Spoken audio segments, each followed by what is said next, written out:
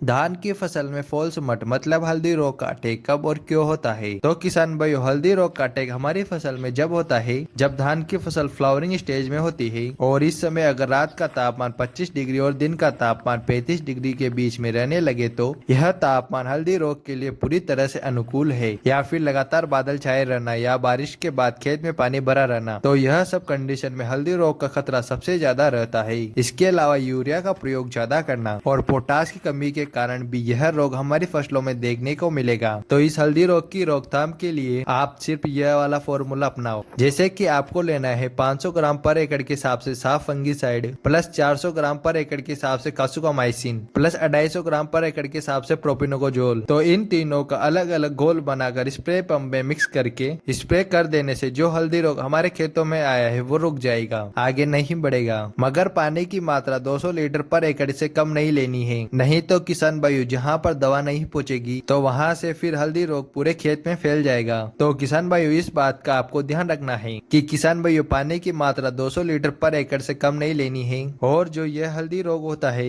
यह धान की बालियों में दाना बढ़ने की अवस्था में मतलब कि फ्लावरिंग स्टेज में जब दाना खुलता है तो इस समय ही कुछ फंगस के स्पोर्स दानों के अंदर चले जाते हैं, जिसके कारण कई जगहों पर फॉल्स मड या हल्दी रोग या कंडवा रोग के नाम से हम जानते हैं। तो यह रोग हमारे खेतों में भी देखने को मिल रहा है, क्योंकि किसान भाई यह रोग जब एक पौधे में होता है तो यह बहुत ही तेजी से दूसरे पौधे में भी फैल जाता है, जिसके बाद यह दानों की क्वालिटी को भी पूरी तरह से इफेक्ट कर देगा। तो अगर इस रोग का अटैक हमारी फसल में होता है तो यह दानों की क्वालिटी को खराब करेगा, दानों का वजन भी बहुत कम कर देता है, जिसके कारण से बाजार में बहुत कम दाम मिलते हैं। अगर इस हल्दी रोग की रोकथाम समय से न करें तो किसान भाई यह हमारी फसल में 10 से 30% तक पैदावार को कम कर देगा। यह हल्दी रोग धान की फ्लावरिंग स्टेज में स्टार्ट होता है और धान के पकने तक धान में नुकसान करता रहता है। तो हमें इस तरीके से बताई हुई दवा का इस्तेमाल करके इस हल्दी रोग की रोकथाम बहुत ही आसानी से कर सकते हैं। इस वीडियो को उम्मीद से आप ज्यादा से ज्यादा किसान भाइयों तक जरूर शेयर करें ताकि उन तक भी ये जानकारी टाइम पर पहुंच सके। आज की वीडियो में बस इतना ही, आपसे मुलाकात फिर होगी, जब तक के लिए नमस्कार।